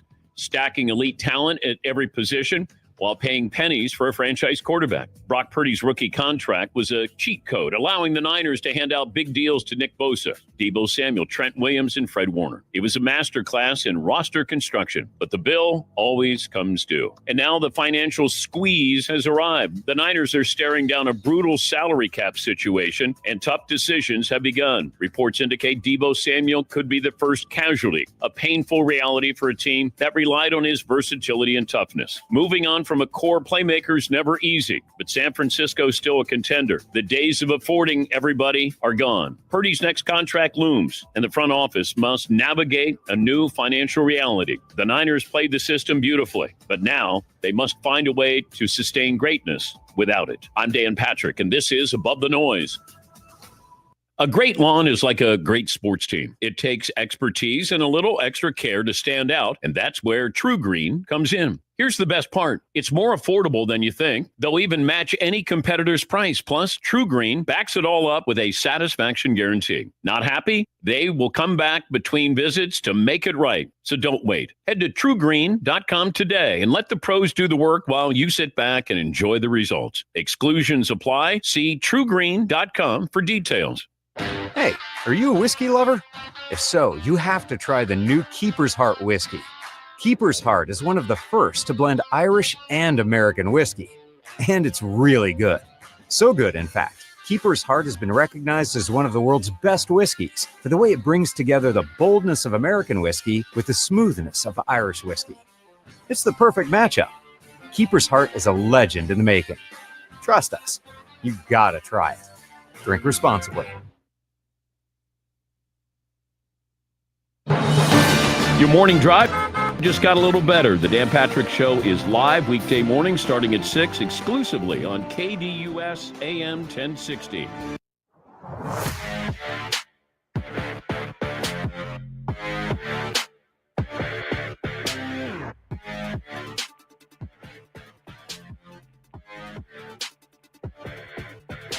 We know the Cardinals are going to pursue a lot of resources on the defensive side of the ball. This show has also campaigned for adding another wide receiver to that offseason plan. Adding a running mate for Marvin Harrison Jr. Doesn't have to be a number one. If you find a number one that you like, great. It could be a number two. I think it needs to be a really strong number two. But that can be the path that this team could take to adding a partner for Marvin Harrison Jr. and another weapon for Kyler Murray. And unlike the edge conversation, the pass rush conversation that we have been having, there's actually a really solid path for the Cardinals to get their guy, to get somebody to be a running mate for Marvin Harrison Jr. In fact, according to ESPN.com, there's 17 wide receivers that could be available in either free agency or a trade. Bill Barnwell listed 17 potential wide receivers that could be on the move. Some wide receivers that could get traded, some players that could get cut, some free agents. and some other names to throw out there that could find their way onto a new team next year. So I thought it would be fun if we just played the game. Do we want these guys? Do these guys make sense? The trade candidates were Tyreek Hill, Deebo Samuel, and that's it for the trade candidates. Tyreek Hill and Deebo Samuel. And for both of those, I think there's a nice philosophical conversation that we can have right now. Both those guys are older. Tyreek Hill's going to be 31 when he enters the 2025 season. Deebo Samuel will be 29 when he enters the 2025 season. Deebo coming off a year in which he got paid $12.6 million. Tyreek Hill coming off a year in which he made $26.5 million. And there's no mistaking the skill set that Tyreek Hill has. But you worry about that speed potentially wearing as he ages. And it's not just going to be a one-year type of commitment. If you're trading for Tyreek Hill, there's probably an extension that comes with that. Is that something you want to sign up for? I think there is a sweet spot that the Cardinals will want to find here. I don't think they want to play in the market for a Tyreek Hill or a Deebo Samuel, players that are closer to 30, maybe the other side of 30, and also are getting paid big dollars, right? I think they'd be okay with a over 30. You know who they need? You know what they're looking for? They're looking for AJ Green, right? They're looking for a better version of AJ Green when he was here. Kind of a big name, not the player that he was in Cincinnati, but somebody who can be a really solid number 2. That's what they're looking for. Now, this show, T. Higgins, the name we've been throwing out there, we'll see if he ends up actually hitting free agency because that franchise tag looms large there in Cincinnati. But Tyreek Hill, Deebo Samuel, I just think there's too many question marks. I'm going to have to give these guys new contracts. Deebo, I think over the years there in San Francisco, since he signed his latest deal, just hasn't been very good. Hasn't been very good. Tyreek Hill, 31, going to have to probably give him a new deal with 2 or 3 years on it. I'm not so sure. So I'll pass on both of those guys. The cut candidates, Devontae Adams, Christian Kirk, Cooper Kupp, Tyler Lockett in that category. I don't know if a Christian Kirk reunion makes sense. Different regime, right? Different general manager, different coach. Cooper Kupp might make some sense. Kupp's going to be 32, so the oldest of the receivers we've mentioned so far. Lockett will join him at 32 years old when the season begins. Christian Kirk, only 28, the youngest receiver that we've mentioned so far. And Adams will also be 32. So far, out of all of the names we've mentioned, Christian Kirk, the youngest, potentially has the longest runway. I just don't know if he'll be available and if the Cardinals will be interested in a reunion. So those are your guys that could be cut candidates. Free agents, meaning all these guys cost their dollars. Keenan Allen, he'll be 33, the oldest receiver that we've named so far. Marquise Brown, I think it's very clear what direction the Cardinals would go in there. Brandon Cooks, Amari Cooper, Stephon Diggs, Chris Godwin. The point I'm making by reading you all of these names, there are options. There are ways for the Cardinals to get better. Juju Smith-Schuster, going to be a free agent. DeAndre Hopkins, Mike Williams, Adam Thielen could be on the move. These are all the names that Bill Barnwell mentions in his story, and the point is simple. Tell me if we've had anywhere close to the conversation about edge rushers that we just had about wide receivers. Tell me. You may not like all the guys that we just mentioned, but there are options. There are pros and cons. Devontae Adams still, he saw it with Rodgers last year, still has something left in the tank at 32 years old. Cooper Kupp still has something left in the tank. Chris Godwin still has something left in the tank. They would make the Cardinals wide receiver room better. There are way more options in that department than there are the pass rush department. There are multiple pathways for the Cardinals to improving their wide receiver room, and they have to. They can't just roll into next year with the same group and hope that Marvin Harrison Jr. takes the next step. He needs to. I think he's going to. But he also needs a running mate. He needs a number 2. He needs somebody else that draws the attention away. Because if you get to a place where you have Marvin Harrison Jr., and let's just say you add a Stephon Diggs or a Chris Godwin or insert any of the 17 names that we just talked about, and you also have Trey McBride, you now are forcing the defense to make a decision. Which of these guys are we going to cover? Which of these guys are we going to go all out for? You complicate things for the defense. You make things easier for you on offense. The Cardinals have a lot to do this offseason. A lot of resources on the defensive side. An offensive line that's got some guys hitting free agency. Those guys may come back, but if not, they need to be replaced. Mainly along the interior of that offensive line. I think they need another wide receiver. I think backup quarterback is a conversation that we should be having a little bit more frequently here on the program. I saw a rogue Daniel Jones rumor over the weekend. I don't know how truthful something like that would be, but I think those are the types of conversations that we are going to have as the offseason continues to march forward. But of all of the position groups that we've looked at so far, the one that feels the easiest for the Cardinals to address, the one that feels like they're going to be able to get somebody that we're all going to be excited about, that is going to truthfully make this team deeper and more well-rounded on offense, is wide receiver. That's the position where there are options and names. You can trade. You got free agency. Let's just compare it to the edge real quick. The edge group. Myles Garrett, he requested a trade. Do we know if the Browns are going to trade him? Max Crosby, we've talked about this. I think hiring Pete Carroll, Max Crosby's not going anywhere, at least not this year. Micah Parsons, I know everyone likes to float his name out there, but is there anything substantial that tells us he's moving? So is there anybody on the trade market that is going to wow you the way some of the names that we just talked about? Again, I wouldn't be on board with Tyreek Hill or Deebo Samuel, but those are at least names available in the trade market. Potentially. Tyreek Hill took himself out of a game at the end of the season for Miami. They might want to be done. Deebo Samuel has requested a trade. The 49ers have told him to go seek out a trade. So he's absolutely available. Free agency? Is there anybody like a Keenan Allen? Is there anybody like a Cooper Kupp who could become available if he gets cut? Is there anybody like that? Unlike the edge group, it is a much deeper position for the Cardinals to go out and get a number 2 wide receiver. There are options. They just need to make sure that they don't swing and miss and just roll with the group that they have or draft somebody on day 2 and stick that person in to that group.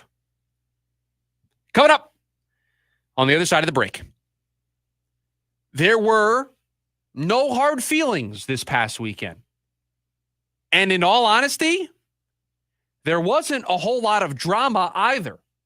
That's next on the lunch break. KDUS, AM 1060. The Dan Patrick Show, weekday mornings from 6 to 9 a.m. This is just something I like to call breakfast. With big name guests, timely sports information, and more on KDUS, AM 1060. Take advantage of thousands of dollars in SRP rebates and discounts on energy-efficient home upgrades like new air conditioning units, windows, ducts, and insulation. Save money on your energy bill while also making your home more comfortable. SRP's network of participating contractors can guide you from start to finish and maximize your savings by combining Inflation Reduction Act incentives with SRP rebates. Learn more at savewithsrp.com. Shinedown. Dance Kid Dance Tour. Live in Phoenix. Footprint Center, Saturday, August 2nd. With special guests, Bush and Morgan Wade. Get tickets now at LiveNation.com. Shinedown, live in concert. For more, visit Shinedown.com. The Renaissance Festival is back, weekends now through March 30th. Be ready to have a great time. Amazing adventure awaits the entire family. New shows, shopping, jousting nights, non-stop feasting. Leave your cares behind. Happiness reigns at the Renaissance Festival. It's fun and affordable. You'll love the Renaissance. Visit now through March 30th. Discount tickets available at Bashers' and Food City or online at arizona.renfestinfo.com. Presented by Delta Airlines, Bashers', Food City, Pepsi, Budweiser, and Guinness. Huzzah! The spring sales event is going on now at Scottsdale Mitsubishi just off the 101 in Indian School. Right now, you can receive 0% APR for up to 60 months on the 2024 Mitsubishi Outlander. That's right, 0% APR for 60 full months. Or you can receive up to $4,500 bonus cash. Come see us at the Scottsdale Auto Show and let us be your official inflation-fighting dealership. The name to remember, Scottsdale Mitsubishi. Scottsdale Mitsubishi, another Mark Auto Group dealership. Looking to sell your home? Hi, I'm Andrew the Home Buyer, and I love making it easy to sell your house. I'll personally come and give you a cash offer the same day we meet, and I'll beat any other offer. It really is that easy to sell your home, and no need to clean or fix anything. I'll buy it in as-is condition. Call me, Andrew the Home Buyer, today to get your same-day cash offer. Visit andrewthehomebuyer.com. Picture this. A family trusts a lawyer after their father has been seriously injured. And then they're told there's no way to win his case, and they'll have to take care of him with no support. And that would have been the end of the story because they hired the wrong lawyer. Fortunately, they called us to the husband-wife law team. We were able to use our years of expertise to uncover evidence previously missed and guarantee they could change their father's life forever. Do your research after a serious injury. Call the husband and wife law team first. It gets a little crazy in the sports zoo sometimes. Listen weekdays from 5 to 6 p.m. with The Rooster right here on KDUS AM 1060.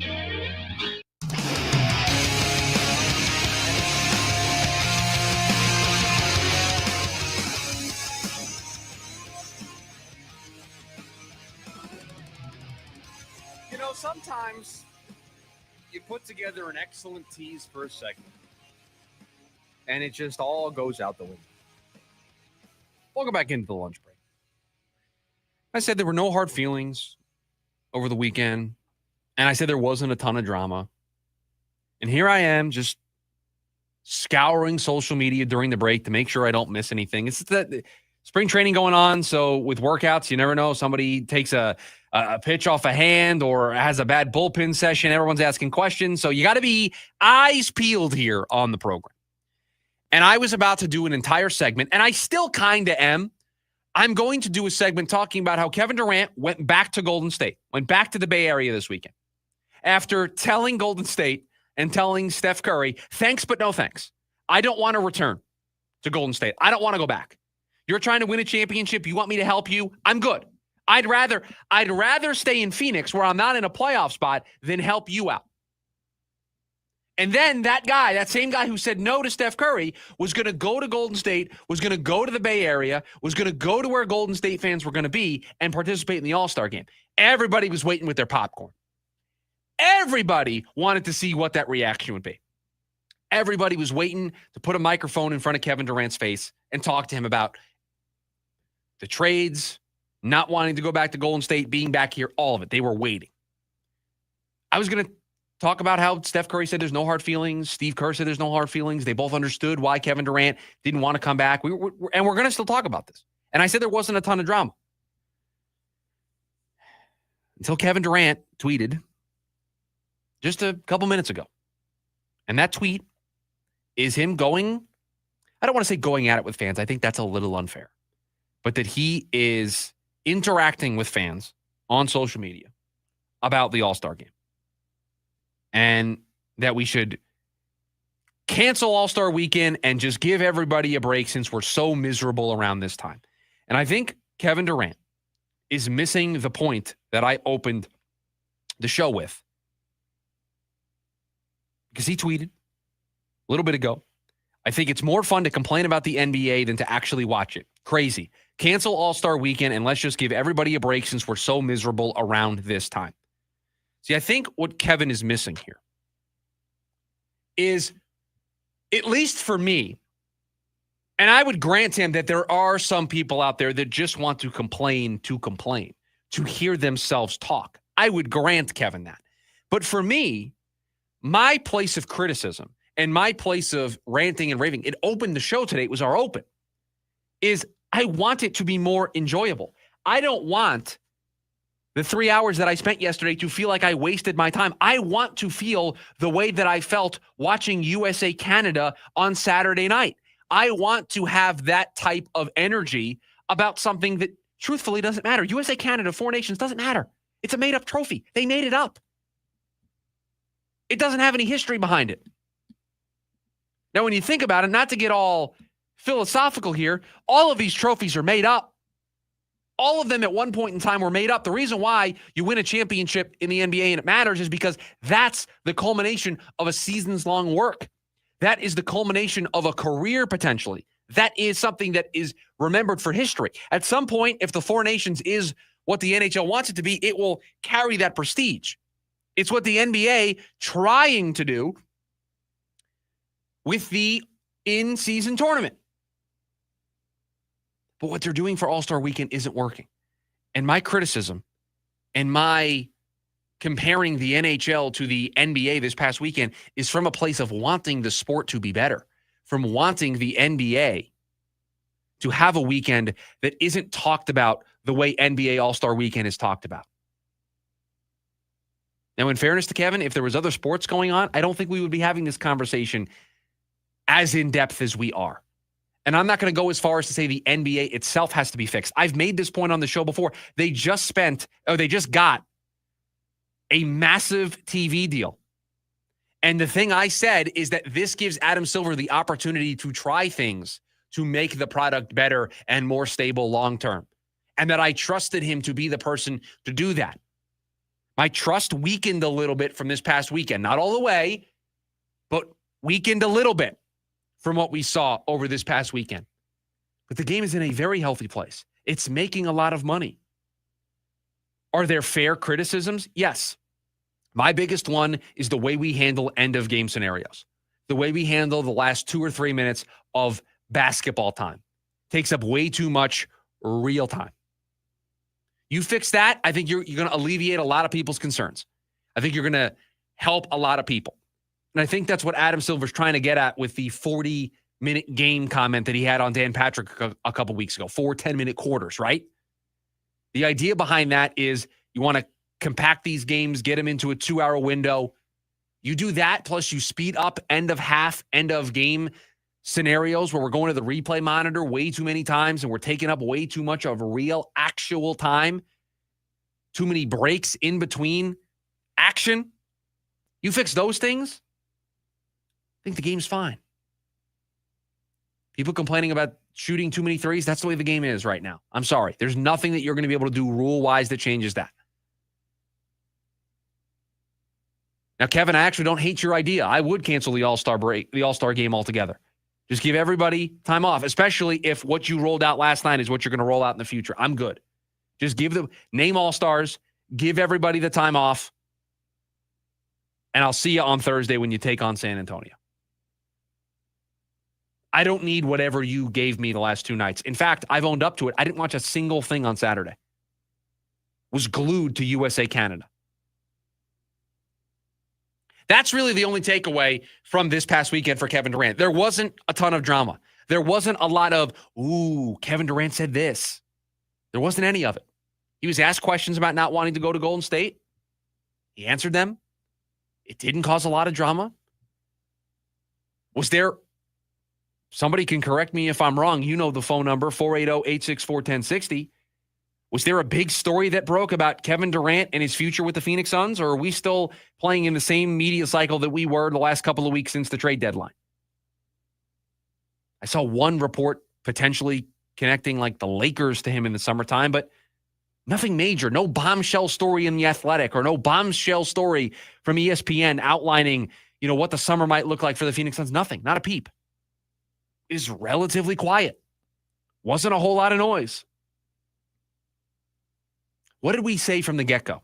If the focus is on the basketball and the basketball is going well for the Phoenix Suns, then it is going to be relatively quiet on the Kevin Durant future front. It's still going to exist. It's still going to be there, but it is not going to dominate the conversation. It is not going to suck up all of the oxygen in the room. It is not going to overwhelm our discourse every single day.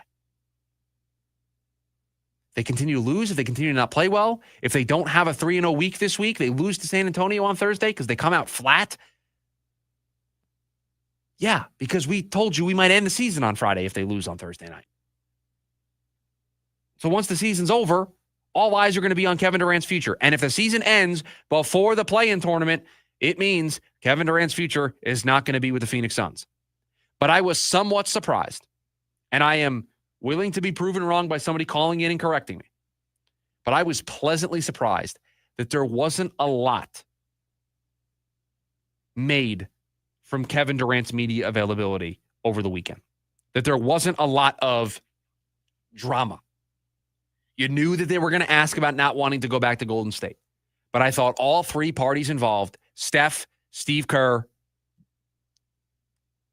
Kevin Durant, all handled themselves professionally, said all of the right things. And when you handle yourself professionally and you say all of the right things get put into the rearview mirror very quickly. You forget about it. You move on. And Steph saying there's no hard feelings, and Steve saying he understood. And they said the quiet part out loud. When Kevin Durant originally first went to Golden State, there was a lot of backlash to that. A lot. For Kevin, for Golden State, for everybody involved, there was a lot of backlash. So why would Kevin want to reopen that part of his life, reopen that chapter? Which, yes, there were some championships. Yes, there was a Finals MVP, if I'm not mistaken. But there was also a lot of heartache. There was also a lot of pushback, a lot of backlash, a lot.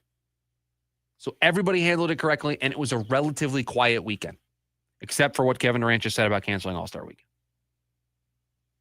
Kevin, we're not as miserable as you were sarcastically pointing us out to be, but we want the game to be better. I think there are some things that are actual, logical, realistic conversations to be had. The people who complain about everything, yes, there's nothing you can do to satisfy those people. But I don't know how anybody could have woken up today and say that what the NBA put on this past weekend was okay. Credit to them for trying, yes. But with the NHL Four Nations thing as the counter programming to that, boy, was it night and day. We're going to talk about here on the other side of the break one potential fix that has been thrown out there for this, and that's where I think the NBA is going to have to spend some time. They're going to have to try to reboot because this didn't work. We played Draymond Green comments to open the show that he wasn't a fan. And again, bad messenger, but when I'm agreeing more with Draymond Green than I am the actual product that I'm watching, not that great for you. It's a relatively quiet weekend, and now the focus can shift back to basketball starting on Thursday. Coming up on the other side of the break, we wrap up today's edition of the lunch break with the leftovers. We'll do it next. KDUS AM 1060. Every Monday night, check out Ray Adams as he hosts the Monday Night Golf and Lifestyle Show from 6 to 7 p.m. here on KDUS AM 1060. Breaking news coming in from Bet365, where every nail-biting overtime win, breakaway, pick six, three-point shot, underdog win, buzzer beater, shootout, walk-off, and absolutely every play in between is amazing. From football to basketball and hockey to baseball, whatever the moment, it's never ordinary at Bet365. Gambling problem? Call 1-800-NEXT-STEP. 21 plus only. Must be physically located in Arizona. Welcome to the Chevy Lightning Round. Guess the clues to win. First team, you're up. Powerful, commanding, unstoppable. Silverado. Adventurous, fun, techie. Trailblazer. Stylish, nimble. Trax. Innovative, electric. Blazer EV. Lightning Round champions. You've guessed all the right Chevy clues. Silverado, Trailblazer, Trax, and Blazer EV. Wherever the year takes you, explore it together in the Chevy of your choice. Current Chevy owners and lessees get $1,000 cash allowance on select popular Chevy models when you purchase. Chevrolet, together let's drive. Offer available on 2024 and 2025 Chevy Blazer, Silverado 1500, Colorado, and Trailblazer models. Must show proof of a current lease of a 2020 model year or newer Chevrolet vehicle, or be a current owner of a 2011 model year or newer Chevy vehicle for at least 30 days prior to the new vehicle sale. Not available with special financing, lease, and some other offers. Take new retail delivery by 3/3/25. In the concert event of a lifetime, come experience the unparalleled dynamic energy of one of the most accomplished musicians of our time, Carlos Santana. Oneness Tour 2025, Friday, April 18th, Talking Stick Resort Amphitheater. Take a trip through the hits from Woodstock to Supernatural and beyond. On sale now at LiveNation.com, part of the America First Credit Union Concert Series. The Varsity Sports Show dives into Arizona high school sports, JUCO, NAIA, and NCAA sports. Catch it Saturday mornings, 9 a.m. on KDUS AM 1060.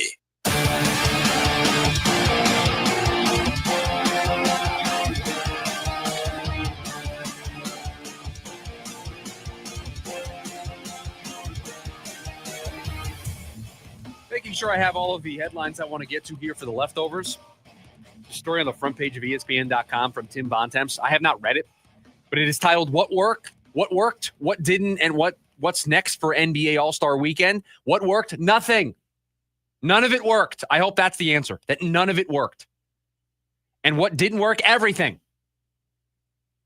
I went the whole show today. Think about the way we talked about All-Star games in the past, right? The Eastern Conference beat the Western Conference. This guy had a great performance. I, over the course of nearly 2 hours of radio, didn't tell you a single score, a single result, a single moment, who won. Somewhat of a rhetorical question. You, the listener listening to the show, do you know which team won last night? Could you name the players that were on the team?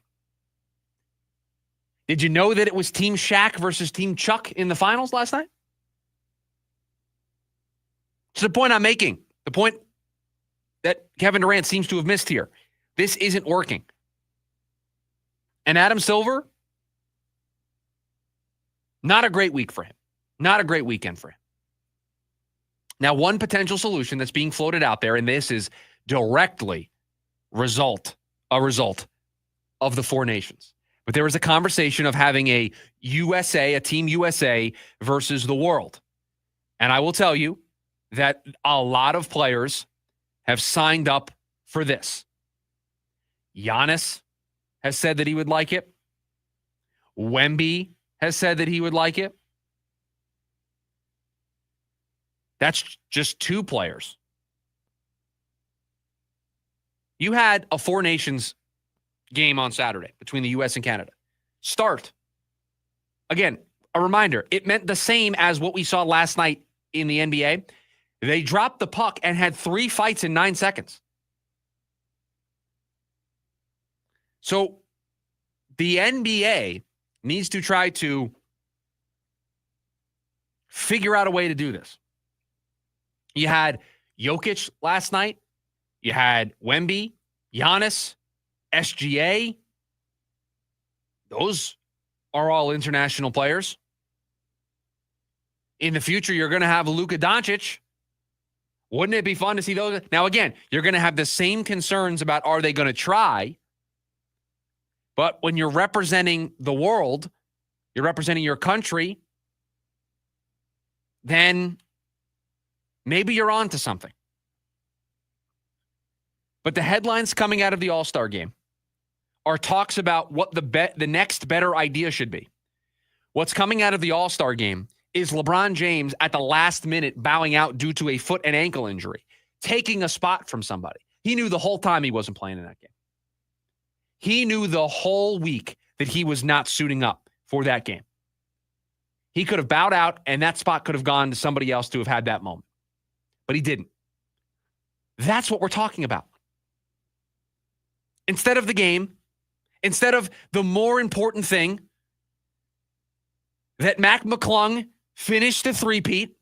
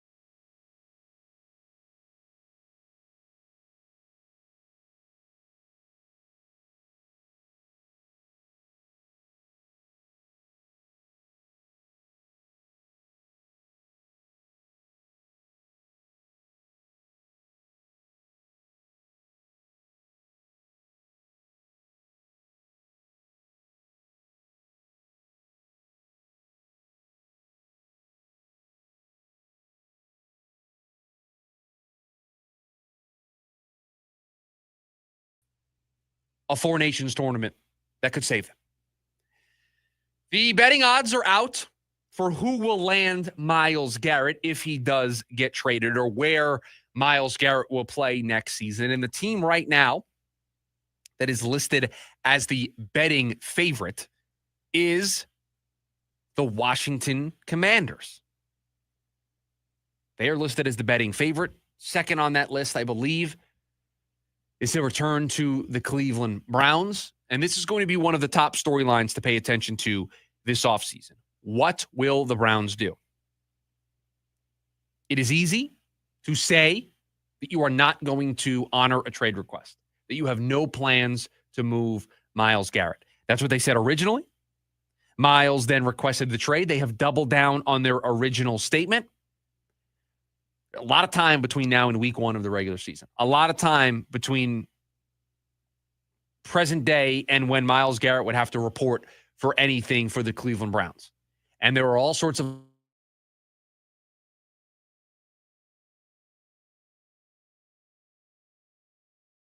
show up to any offseason workouts, no OTAs. He can be late to training camp. He can be a holdout. He can take all the fines. He can try to put maximum pressure on the Cleveland Browns to try to facilitate his way out.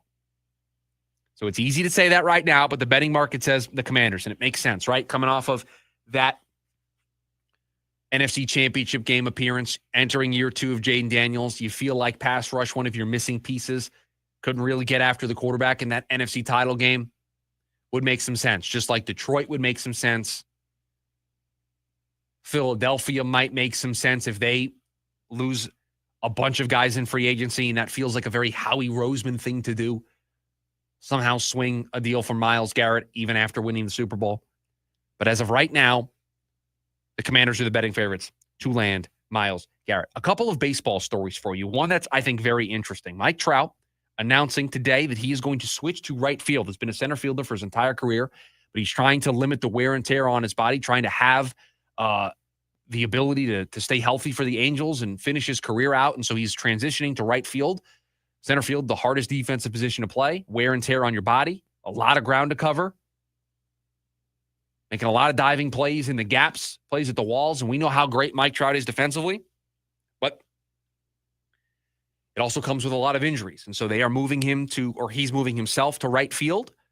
When you're in a corner, easier, less ground to cover, less wear and tear on your legs, your lower body. And so that, combined with probably trying to rotate him in more at DH to get him off his feet, trying to prolong his career. Because Mike Trout, 33 years old, trying to continue his career, but he needs to – the sky was the limit for him. And an all-time great, I think, is still how we will remember Mike Trout. But there is going to be the what if with him. The what if he didn't get hurt. Because he's only played in 266 of a potential 648 games over the last 4 seasons. ESPN did a great job listing all the injuries he's had over the last couple of years. A calf strain in 2021 kept him out for 4.5 months. Back spasms in 2022 limited him to 119 games. He had a fractured bone in his wrist that forced him to miss the last 3 months of 2023. And last year, a torn meniscus in his knee that popped up in April of 2024 kept him out the whole year. So him moving to right field, a attempt to prolong his career. 14 years out there in center field, never winning a Gold Glove, which feels like a crime.